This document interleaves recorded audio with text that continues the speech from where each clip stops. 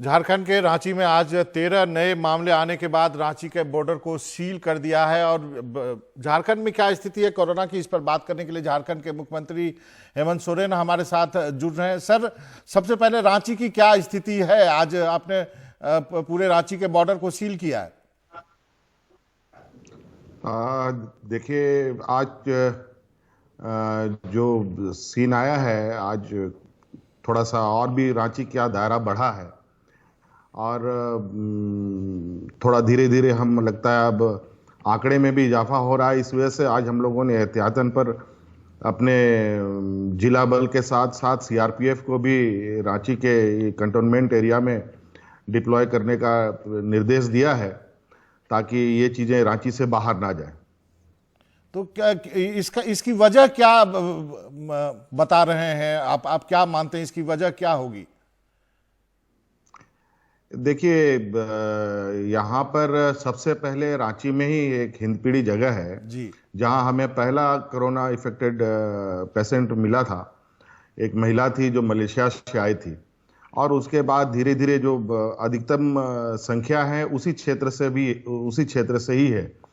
और जो भी रांची के और झारखंड में जो लोग मिल भी रहे हैं कहीं कहीं, उसमें भी कहीं ना कहीं जुड़ाव हिंदपीढ़ी से ही लोगों का दिख रहा है कि यहाँ से गए थे, उनका जो कनेक्शन है वो हिंदपीढ़ी से जोड़ा गया है।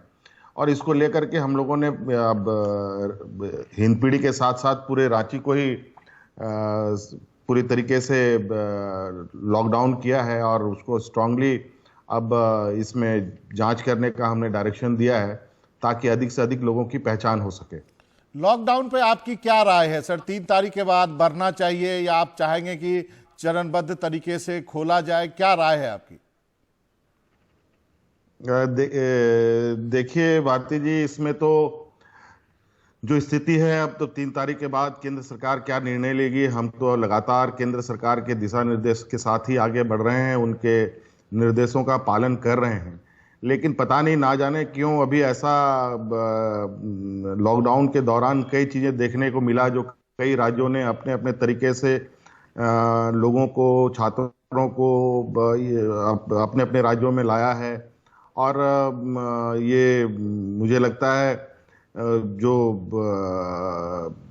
लॉकडाउन का जो निर्देश था भारत सरकार का, उस के खिलाफ भी ये काम हुए हैं और इसके लिए केंद्र सरकार चुप बैठी है, ये थोड़ा हमारी समझ से परे है। और हमारे राज्य के तो बहुत बड़े पैमाने पर मजदूर, छात्र छात्राएं विभिन्न राज्यों में हैं और हमें भी चिंता है। हमारे पास पेरेंट्सों का बहुत ज़्यादा प्रेशर आ रहा है, सामाजिक प्रेशर काफ़ी आ रहा है। हमारे मजदूरों का लगातार फ़ोन आ रहा है कि 3 तारीख के बाद आपका क्या प्लान है, हमें किस तरीके से यहाँ से आप लोग लेके जाएंगे। और ये तभी संभव है जब केंद्र सरकार कोई दिशा निर्देश दे।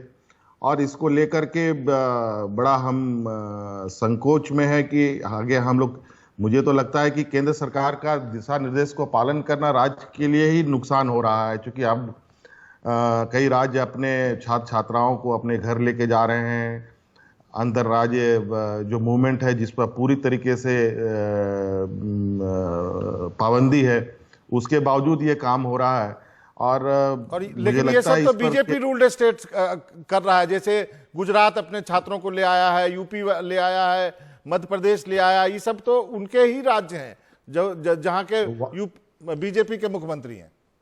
नहीं, छत्तीसगढ़ भी लेके आए हैं। अभी कुछ बंगाल से भी कुछ खबरें आ रही हैं कि वहां से भी कुछ ऐसी चीजें आगे बढ़ेंगी। तो हमें पता नहीं क्या लग रहा है कि हम भी क्या इस डायरेक्शन पे चलें, क्या हम दूसरा कोई सहारा लें, क्या कानूनी कोई हम मदद लें कि किस तरीके से ऐसा हम लोग किस तरीके से, मतलब आज के दिन में जो स्थिति है देश के अंदर, कमोबेश सभी राज्यों की स्थिति एक जैसा है। आज हमारी संख्या जब नहीं थी तो नहीं थी, अब हमने पहले भी आशंका जताई थी कि ये संख्याओं में धीरे धीरे बढ़ोतरी होगी।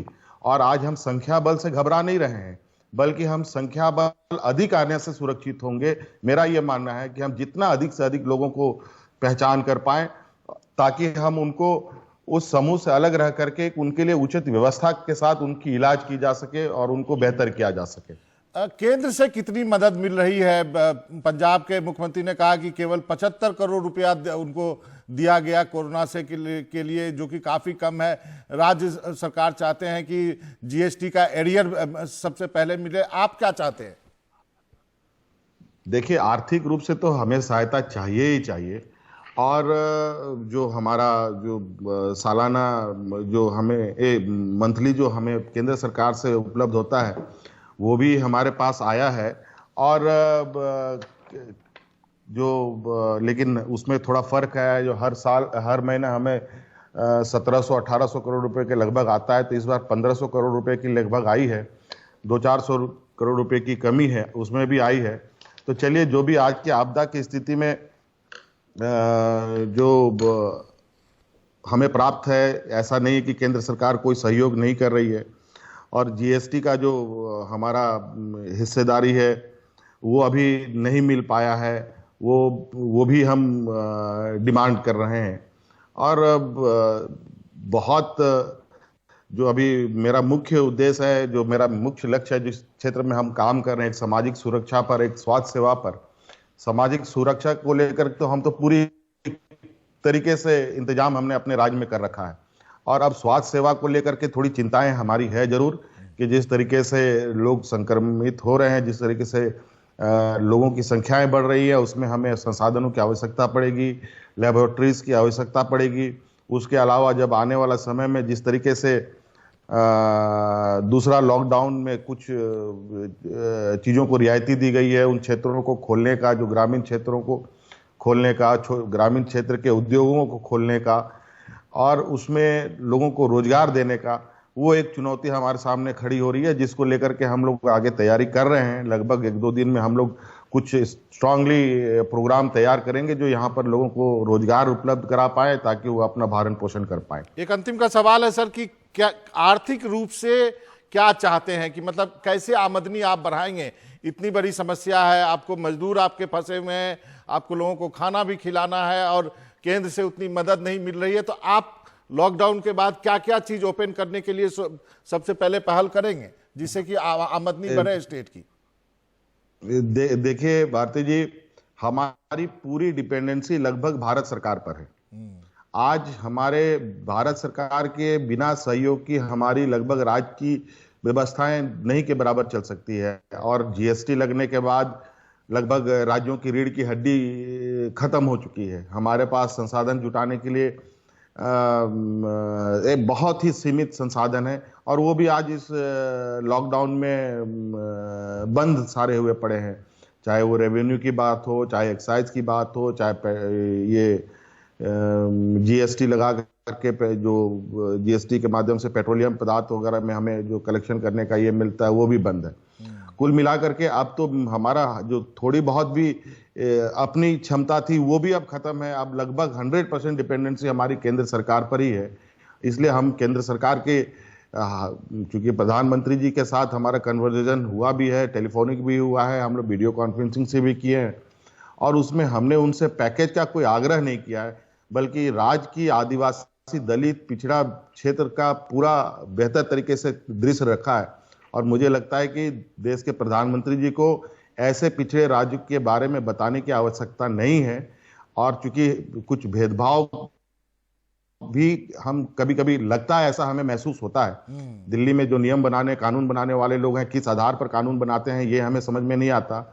जो पिछड़े सबसे अधिक राज्य हैं उनको कई चीजों में सबसे कम हिस्सेदारी मिलती है। जो अग्रणी राज्य हैं उनको कई चीजों में सबसे अधिक हिस्सेदारी मिलती है। मसलन आप समझिए, जैसे हमारा आज हम ग्रामीण क्षेत्रों में लोगों को रोजगार से जोड़ने का हम लोगों ने काम शुरू किया है। लगभग 1-1.5 लाख लोग आज एंगेज हुए हैं अभी के समय में। और हमारे मनरेगा में डेली बेसिस लगभग 200 रुपये भी नहीं हम पूरा कर पा रहे हैं। 190-92 के लगभग हमारा उनको डेली मजदूरी की बात, डेली मजदूरी हम दे पाते हैं।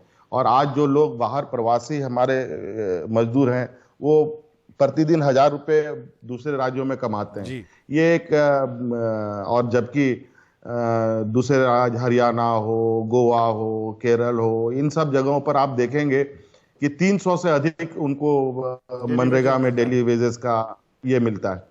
तो ये आज हमने इसका भी प्रधानमंत्री से आग्रह किया कि हमारा यहाँ मनरेगा में डेली वेजेस बढ़ाया जाए। जी सर। हमारा जी जी सर। आप हेमंत जी, आपका बहुत बहुत शुक्रिया, आपने वक्त निकाला, हमसे बात की। हम उम्मीद करते हैं प्रधानमंत्री आपकी बात सुनेंगे और जो आर्थिक मदद की आप उम्मीद कर रहे हैं वो जल्दी आपको मुहैया होगी। नमस्कार।